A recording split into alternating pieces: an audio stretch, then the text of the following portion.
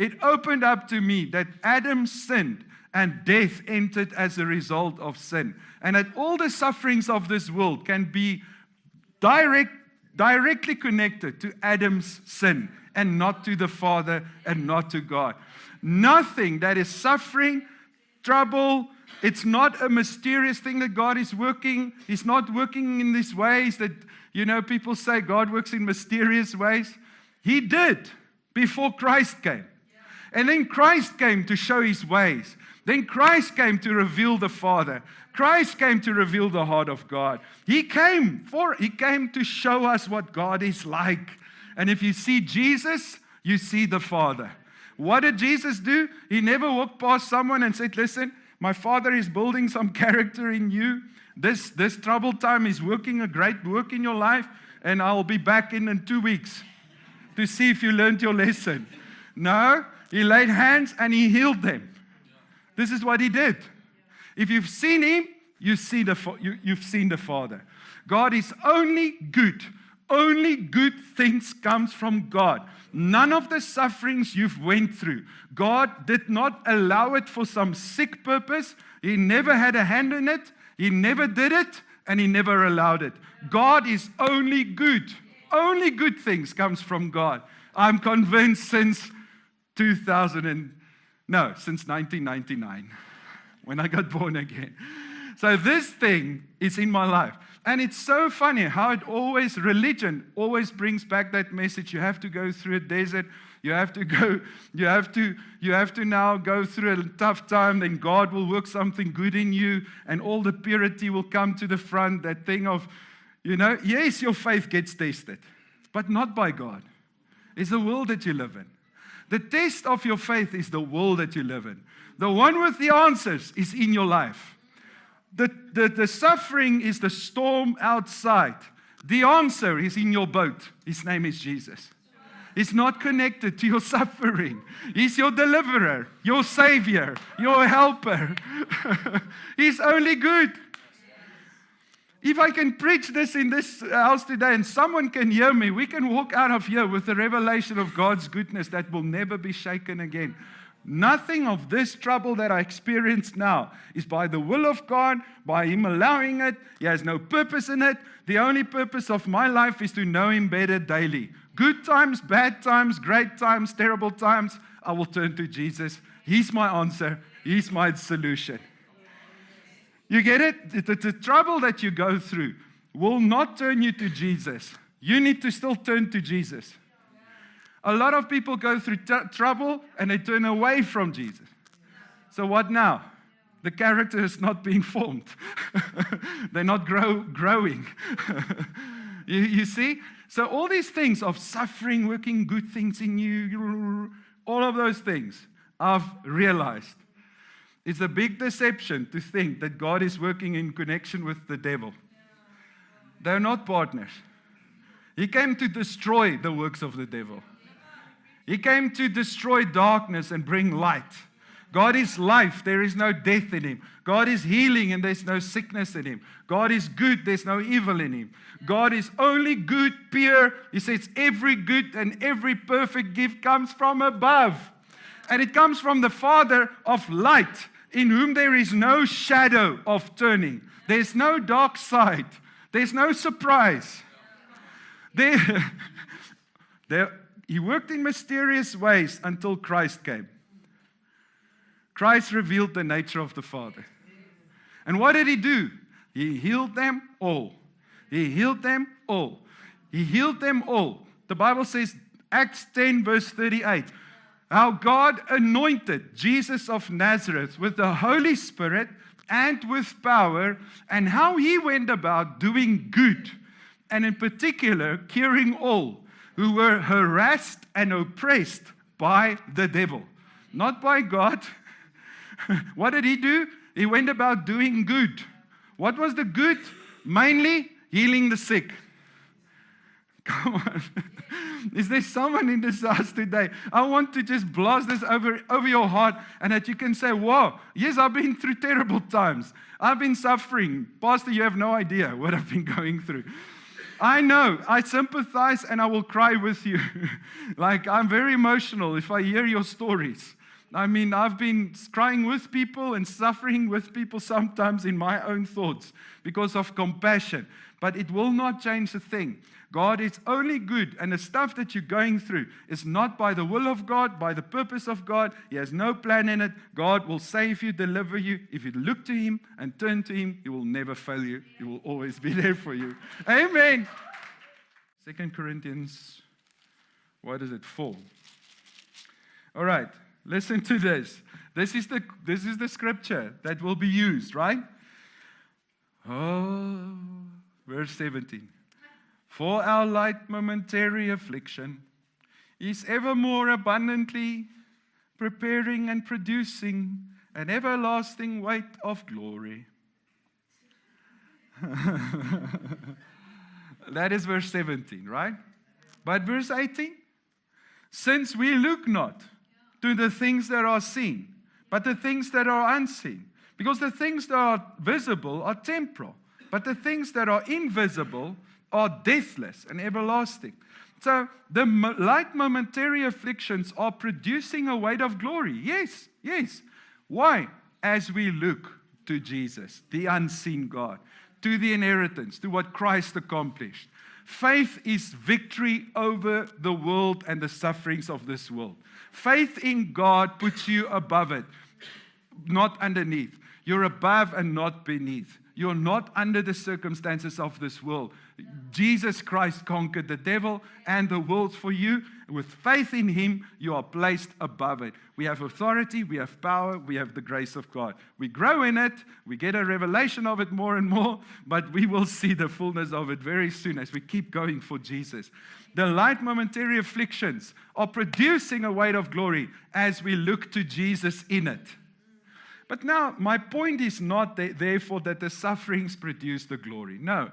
Because 2 Corinthians 3 says that it says here, as we behold in a mirror the glory of the Lord, we are constantly transformed into His image from glory to glory. Both are the last verses. 2 Corinthians 3, 2 Corinthians 4. Right? The last few verses. 2 Corinthians 3 says we should look at Jesus, we'll be transformed. 2 Corinthians 4 says when you go through trouble, look at Jesus and you'll be transformed. How will you be transformed? Look at Jesus. Come on. You should look at Jesus when things are great. You should look at Jesus in troubled times. You should look at Jesus every time through all circumstances of life. If you can turn to Jesus, the glory of God will increase in your life. And His glory is His presence. The glory of God is what was upon Jesus when He walked through the crowds and they were not able to touch Him. They were not able to lay hands on Him. They wanted to stone Him, but they could not. He walked past angry crowds that were ready to kill Him. He walked right through. They were not able to lay hold of Him. When they came to capture Jesus, they said, we're looking for Jesus of Nazareth. He said, it is I. And in the one gospel, it says they all fell. Now, they did not suddenly fall to the ground and start worshiping Him. Those angry soldiers. No. They were brave. We're looking for Jesus of Nazareth. He said, it is I. Poof. The power of God hit them and they were on the floor. And Jesus waited. It's my time, I have to go. And one by one they staggered up. And how deceived were they that they still grabbed Him and took Him, but they had to. It was by that in terms of according to the purpose of God. But Jesus willingly laid down His life. He wasn't captured and caught off guard. They were not able to kill the man, the Son of God, Jesus, unless He gave His life. They were not able. He wasn't a victim of brutality or something. He wasn't suffering because of those people. He came for us. He paid with His own life. He became my sin. He died for me. Come on.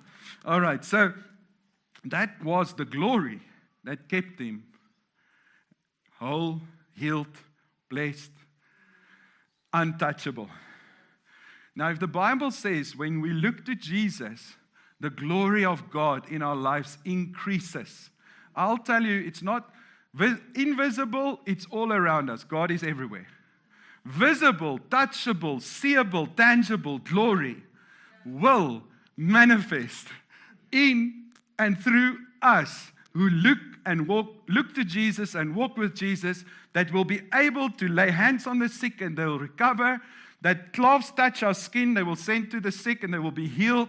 This is the Christian life. How radical it might seem, how people make fun of it on social media, whatever people believe, the Word of God says, all things are possible for him that believe. The Word of God also says that if the sick, if we lay hands on the sick, they get well. That's the Word of God. If it's uncomfortable, if it's mocked by the world or whatever, the Word is that's my guide. Like I could be whatever, that is true. If it says, I lay hands on the sick, they get well, the Bible says it, that's the Word of God, settles it. Done. Then I'll lay hands on the sick, expecting them to get well. I'll lay my hands on them, trusting that healing will manifest in their bodies. Thank you, Jesus. So the glory will increase where Peter's shadow walked, where he walked, and his shadow fell. His shadow didn't walk. His shadow walked with him. Just a funny miscommunication there. But Peter walked, his shadow fell on the sick, and the sick were healed. What was that? The glory of God. It was the glory of God that caused Jesus to be without sin and sickness and disease and all of that all his life until he became sin for us, until he took our sickness upon himself. It was the glory of God that caused Jesus not only to be healthy, but also to minister healing. When someone just touched his garment, they were healed. It was the glory of God. Now, I have very good news for you. This is the essence of today's message. This is now the main part. I'm going to Romans to explain this further. That the glory of God is busy increasing in your life. In the lives of those who have turned to Jesus in good and bad times and keep their eyes on him and have grown in a revelation of Jesus. The Bible is like a mirror. And today, I'm holding the mirror up again of the true image of Jesus. And you are in Christ, a new creation. And then when you see Jesus and you see who he is, you'll find who you are. And that's because you are like him. Really, you are. Made in the image of God. And I bring your identity up to you. And when you're willing to look into it and keep looking into it, you're going to experience increasing glory in your life. And increasing glory in your life means untouchable, undieable, strong life like Jesus, rivers of living waters flowing from our innermost being. Everything around us, kingdom of God as it is in heaven, let it happen on earth. Let your will be done on earth as it is in heaven. Let the kingdom come, let your will be done on earth as it is in heaven. Through who? Those who know who they are. The more I know who I am, the more God's glory increases in my life. And the more I'm able to pray and change things for others. Lay hands on the sick, they get well. I believe these things. I haven't done the perfect work here, but that means there's room for me to look more, to see more. That's the only thing. If you don't see Jesus fully manifested in Marnus, you just see there's progress needed in his looking. You need to keep on looking. I do not yet fully see and know who I am in Christ. But if I do know, I will speak and see what I say. Declare and see the thing manifested. This is a radical service this morning. This is not your Sunday service where you just go home and forget the message. No, this thing can change the course of your whole life, your whole family. It impacts every part of your life. This can change things. We will see more of his glory. We will grow in a revelation of who Jesus is, and his glory will shine through us. I believe it. I believe we'll walk around and in the street, and people will pass you and say, and I'm not there. Trust me, I'm just normal, a normal human being. I even have normal problems and normal faults, right? I'm not there yet. But there will be a time where I keep looking, where Christ will fully manifest, where people will pass you and say, what is it? I see something in your life. When you passed me, I felt the pain leave out of my back. What happened? What did you do? You looked at me and my pain left. What did you do? I passed you and peace came over me. I believe these things. That's how literally we will change the world. That's how literally I believe we're going to impact things. I thank God. Romans 8, we're still there. It says, for the spirit you have now received is not a spirit of slavery to put you once more in bondage to fear, but you have received the spirit of adoption, in which we cry, Abba, Father. I just want you to think of that. So now, I want to let's read the whole thing, that you see those scriptures that people misunderstand. Let's not skip them. Not that, but I don't want to spend too much time on them. But just listen to that. It says, the Spirit Himself testifies with our own spirit that we are the children of God. And if we are His children, then we are His heirs also. Heirs of God, fellow heirs with Christ. Then it says, only we must share His suffering if we are to share His glory. Now that's those things that people think, okay, I need to go through suffering in order to share His glory. No, it says His sufferings. Share His sufferings. You have to share in His sufferings. Any believer, before we go on, every believer that have been baptized, you are baptized into His death. You signify that you died with Christ, that you were raised with Him, that you were seated with Him in heavenly places. Every time someone gets born again, he shares in the sufferings of Christ in that extent, that he basically acknowledged what Christ did on the cross. That's the first part. I know the rest will explain something else there. That's the first part. Then when we take communion, we share and partake of the sufferings of Christ on the cross, and you say, this is what Christ did. Now let's say you don't believe me and you say we must share in His sufferings. Then the next verse explains to you. It says, but what of that? For I consider that the sufferings of this present time are not worth being compared with the glory that is about to be revealed to us, in us, for us, and conferred on us. So I wanted you to know that the sufferings that we share of Christ is mainly His sufferings. But if we go through our own sufferings, that sufferings is not at all to be compared to the glory that is about to be revealed in us, for us, conferred on us. Same as 2 Corinthians 4. This light momentary afflictions are producing a weight of glory as we look to Jesus, the unseen. Are you seeing it? So the stuff we go through, the misunderstandings, the persecutions, the stuff, that's part of the world we live in. But that's not to be compared to the glory that we're about to experience. And that's the essence of the message. Versus people saying that that thing produced glory. Then the poorest of poor people will be the holiest people. Where they suffer the most in the world, they will be more like Jesus. It's not true. The rich are they're the same. There's unholiness in all areas, rich and poor. You find it everywhere.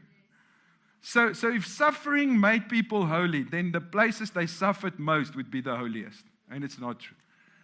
I think a lot of crime and a lot of trouble is also there. You get it? All right, so suffering does not make people holy. Looking at Jesus makes you holy, transforms you, gives you glory. Now the glory, it says the sufferings of this present age is not to be compared to the glory that is about to be revealed to us, in us, for us, and conferred upon us. Here's it. Listen. For creation waits expectantly longs earnestly for God's sons. Now, that is not gender. That is position. Ladies, you're a son of God in this context, right? God's sons to be made known. Creation waits expectantly and longs earnestly for God's sons to be made known. Waits for the revealing and the disclosing of their sonship. All right. Now, we do have the spirit that says, not of slavery, but we call him Father, right? So we are already sons of God, according to verse 15. But what is creation waiting for? The manifestation of those sons of God. So what is creation waiting for? Creation includes the people that are not born again and the world we live in. Creation waits for the sons of God to realize and believe who they are in Christ by looking at Jesus as the true image of who they are, finding their identity. Creation is waiting for us to know who we are. Creation is waiting for us to see who we are and believe who we are. What will happen then? The glory of God will be revealed in and through normal human beings like it happened through Jesus. He is the firstborn among many brethren. Without Jesus, we're nothing. But with him, we are actually also says co-heirs with Christ. Heirs of God. We have the inheritance that he has. So what is God doing in us? He's showing us the truth about who he is and who we are. And when we see that, the glory will manifest to the point where the world will see Christ through his church. Where the world will see Jesus through you. Where they look at you, they see Christ. They see his love, they see his peace, they see the fruit. But they also see his power, his miracles, his signs, his wonders, and his glory. That must be increasing in our lives.